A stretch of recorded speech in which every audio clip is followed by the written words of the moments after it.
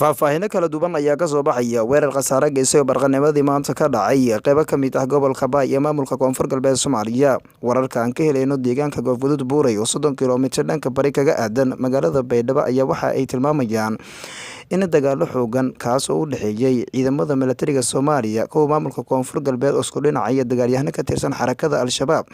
barqanimadii maanta ku dhaxmaray deegaankaasi. Wararka ayaa sidoo kale waxa ay tilmaamayaan in weeraradaasi ay geysteen khasaare isugu jira dhimasho iyo dhaawac oo soo kala gaaray labada dhinac ee ku dagaalantay halkaasi.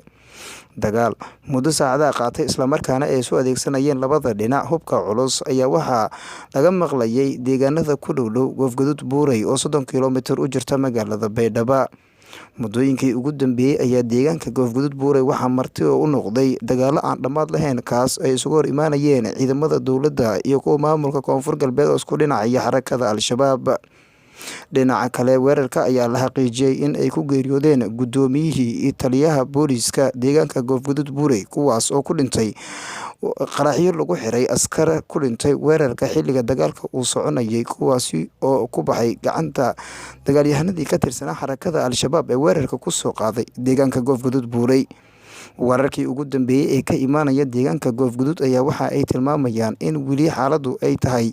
mid aan salfadhin maadaama weli ay isu horfadhiyaan ciidamadii ka tirsanaa Al-Shabaab iyo kuwa dowladda oo garabsanaya kuwa daraawiishta Koonfur Galbeed Soomaaliya. Deegaanka Goofguduud Buurey oo 30 kiiloomitir u jira Baydhabo ayaa deegaan halbowle ah isku socodka gobolka Baay waxaana xilliyada qaarkood ka dhaca dagaalo iska horimaadyo aan dhammaad lahayn kuwaas oo dhexmaraya ciidamada militariga Soomaaliya iyo xarakada Al-Shabaab. Idaacadda ku hadasha afka xarakada Al-Shabaab ee Al-Andalus ayaa baahisay saacadihii lasoo dhaafay in deegaanka Goofguduud in muddo xarakada Al-Shabaab ay la wareegtay isla markaana halkaasi ay isaga baxeen ciidamadii dowladda iyo kuwa maamulka Koonfur Galbeed oo lagu weeraray halkaasi. Saraakiil ka tirsan militariga Soomaaliya laftooda oo la hadlay warbaahinta waxa ay sheegeen in dagaalkaasi ay ku dileen 10 askari oo ka tirsan xarakada Al-Shabaab.